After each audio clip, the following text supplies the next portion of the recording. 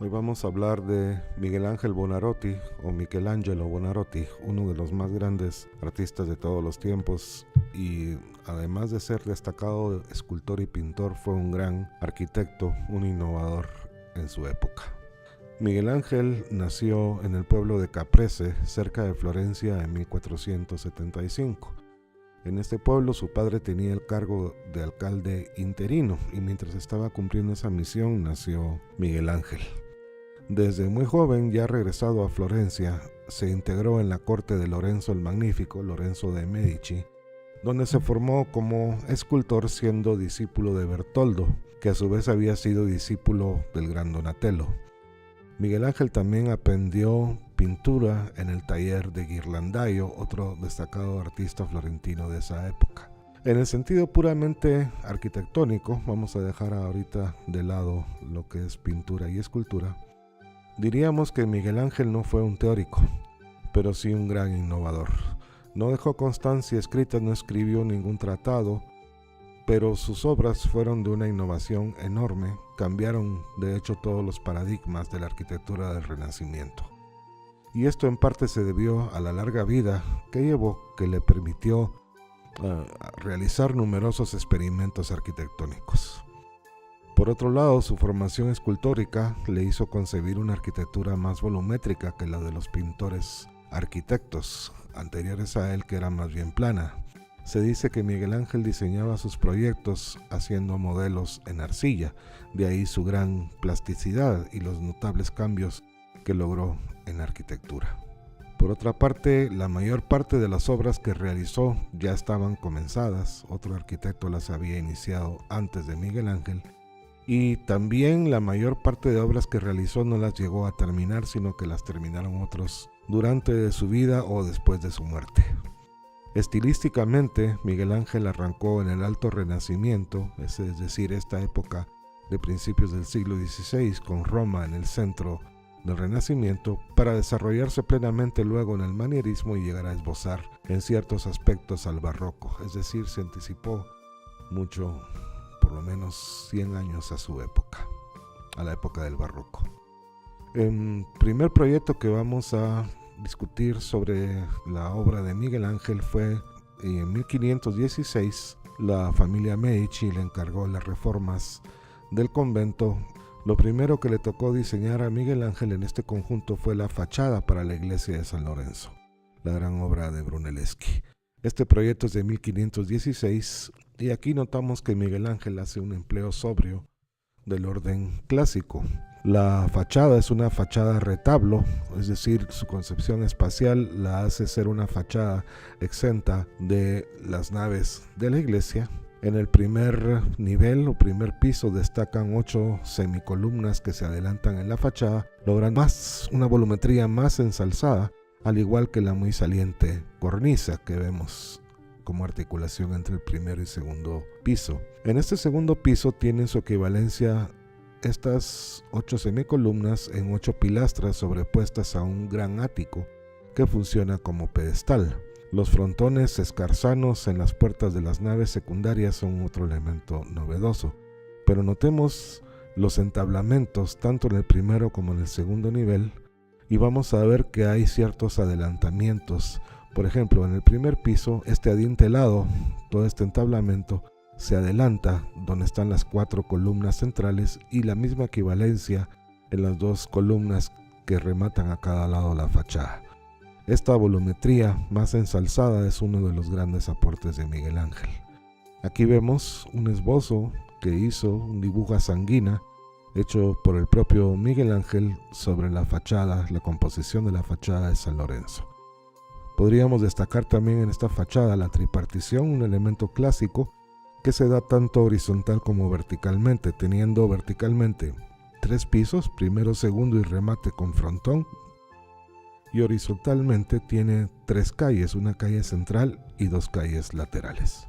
Dentro de las reformas que llevó a cabo Miguel Ángel en el conjunto de San Lorenzo, aquí vemos algunos de los principales elementos de este conjunto: la iglesia de Brunelleschi, la sacristía que había hecho el mismo maestro, la capilla de los príncipes que fue una adición posterior.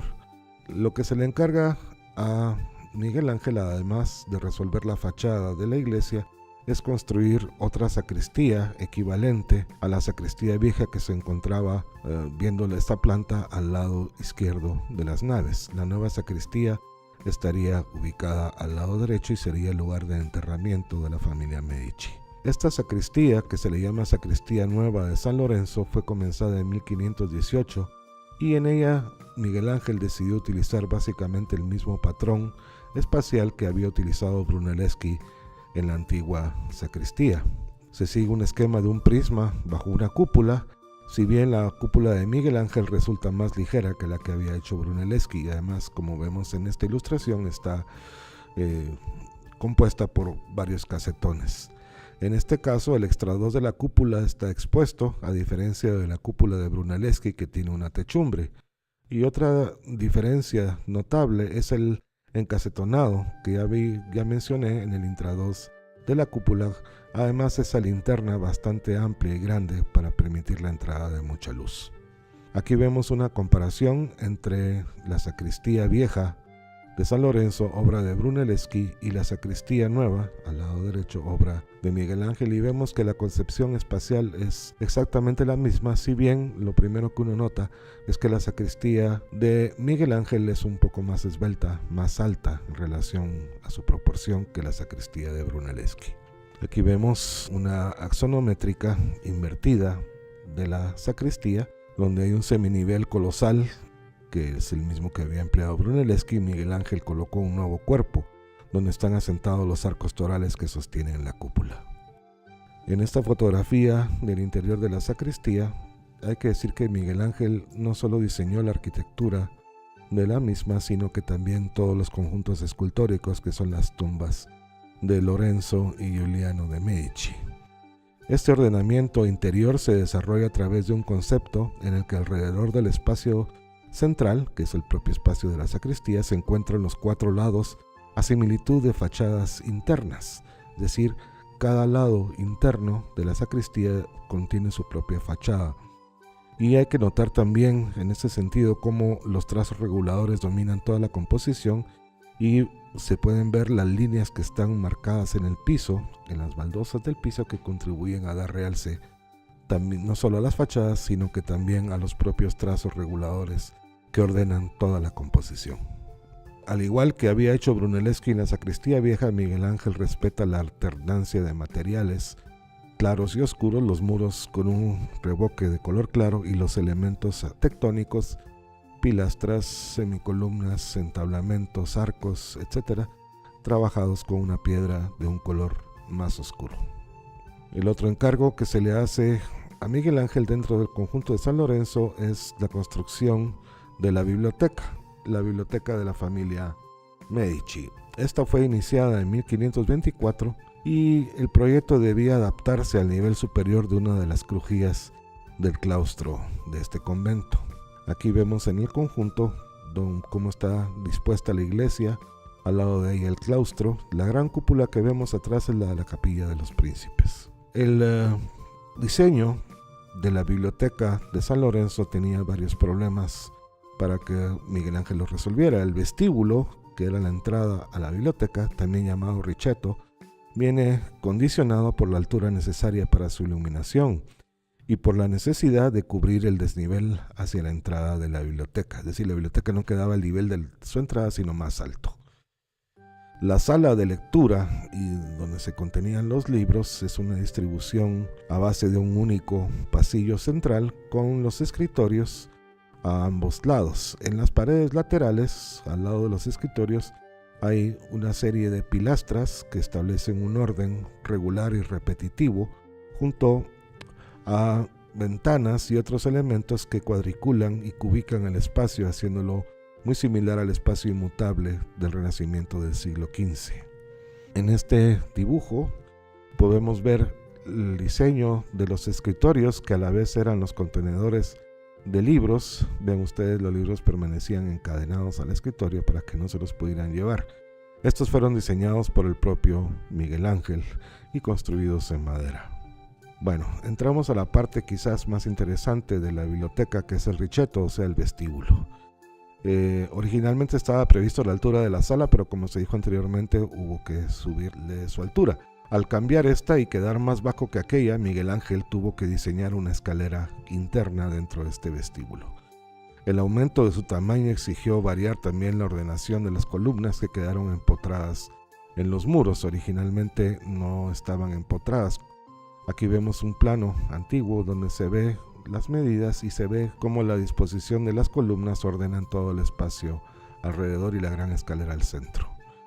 La articulación del muro exageró el atectonismo de sus elementos. Las columnas, por ejemplo, están colocadas sobre un entablamento y este a la vez sostenido por consolas, no sostenido por pedestales. La inversión de los elementos de las columnas, de los tabernáculos, etc., esos tabernáculos que están flotando, es decir, lo que Miguel Ángel crea aquí es una arquitectura atectónica o que da esa impresión, con elementos que, si bien son solamente ornamentales, no estructurales, parece que estuviesen flotando en medio del espacio del vestíbulo. Y las formas clásicas de la arquitectura son tratadas con un gusto escultórico que se abre a la libertad creativa. Note, por ejemplo, la entrada de la biblioteca, donde en el lado izquierdo vemos el frontón triangular que está partido en el centro, donde se colocó un casetón, y en el lado derecho vemos otra de las puertas donde Miguel Ángel combinó dentro del mismo esquema un frontón triangular y un frontón escarzano. Los dos son equivalentes, pero la gran protagonista del espacio del vestíbulo es la escalera de acceso a la biblioteca. Este vestíbulo Miguel Ángel lo había concebido como un espacio de transición, y realmente esta escalera se convirtió finalmente en el elemento más importante. La evolución del diseño que hizo Miguel Ángel de esta escalera terminó por convertir este mueble utilitario en el protagonista del espacio, y este se hizo autónomo. Aquí vemos algunos de los bocetos que elaboró Miguel Ángel para el diseño de esta escalera, desde un proyecto inicial donde veíamos una escalera que subía en 2 tramos hacia arriba y poco a poco fue evolucionando. Aquí vemos otros dibujos de Miguel Ángel donde la escalera se hizo cada vez más orgánica, cada vez más compleja, hasta llegar finalmente al diseño con el que fue construida. Esta escalera está concebida en 2 sectores: el camino central, que es el camino de descenso, y los laterales, que son las vías de ascenso, movimiento también marcado por la alternancia de los frontones y de los tabernáculos en las paredes. Es decir, la escalera no es un elemento que se pueda separar, que sea totalmente autónomo del espacio donde está, aunque sí lo domina. Las volutas en los remates de las huellas de esta escalera hacen alusión al movimiento que propicia el tránsito por la misma. Esta escalera, que fue realmente revolucionaria por su tratamiento del movimiento del espacio y sus dimensiones, fue un proyecto que Miguel Ángel concibió de una manera totalmente pensando en la volumetría, no pensando en el espacio cubicado del Renacimiento. Los fines expresivos de la escalera eran para él más importantes. Después sería esta escalera un elemento que los arquitectos del barroco copiarían muchas veces, y en ese sentido Miguel Ángel se adelantó a su época. Finalmente, durante esta estancia en Florencia, hubo una guerra civil en 1529 en la ciudad. Miguel Ángel organizó las defensas de Florencia mediante murallas hechas con empalizadas provisionales, y luego se le encargó hacer para la ciudad algunos diseños de las murallas para proteger a la misma. Estos proyectos no se realizaron. Entonces Miguel Ángel regresó, llamado otra vez por el Papa, a la ciudad de Roma.